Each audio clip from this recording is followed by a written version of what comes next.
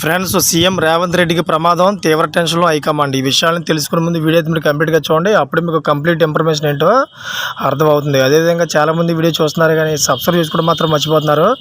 దయచేసి సబ్స్క్రైబ్ చేసుకోండి. సబ్స్క్రైబ్ చేసుకోవడం వల్ల నేను చేసే ప్రతి ఒక్క అప్డేట్ మీరు ముందుగానే పొందగలుగుతారు.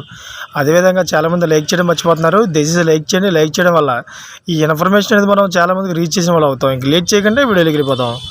ఫ్రెండ్స్, డాక్యుమెంటేషన్ జరిగి నెలలు గడుస్తున్నా తమకు అపాయింట్మెంట్ ఇవ్వడం లేదంటూ అసిస్టెంట్ ఎగ్జిక్యూటివ్ ఇంజనీర్స్ అభ్యర్థులు గాంధీ భవన్ను ముట్టడించారు. రాష్ట్రంలోని వివిధ శాఖల్లో ఖాళీగా ఉన్న 1540 అసిస్టెంట్ ఎగ్జిక్యూటివ్ ఇంజనీర్ పోస్టుల భర్తీకి టీజీపీఎస్సీ 2022 సెప్టెంబర్లో నోటిఫికేషన్ విడుదల చేసి 2023లో మే నెలలో పరీక్షలు నిర్వహించిందని తెలిపారు. అయితే ఇంతవరకు నియామక ప్రక్రియను మాత్రం కమిషన్ పూర్తి చేయలేకపోయిందని అభ్యర్థులు ఆందోళనకు దిగారు.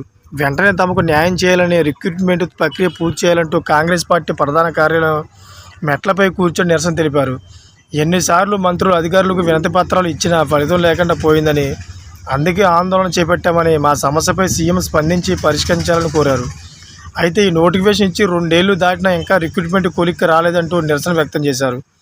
అయితే మార్చిలో 1.2 నిష్పత్తిలో టీజీపీఎస్సీ అభ్యర్థులను ఎంపిక చేసిందని, సర్టిఫికేట్ వెరిఫికేషన్ కూడా పూర్తయిందని వెల్లడించారు. డాక్యుమెంటేషన్ జరిగిన 3 నెలలు గడిచినా పత్రాలు ఇవ్వడం లేదంటూ ఆగ్రహం వ్యక్తం చేశారు. ఈ విషయం మీద అయితే రాజకీయ పరంగా సీఎం రేవంత్ రెడ్డికి అయితే ప్రమాదం పొంచి ఉందని కొన్ని వర్గాలు అయితే చెబుతూ ఉన్నాయి.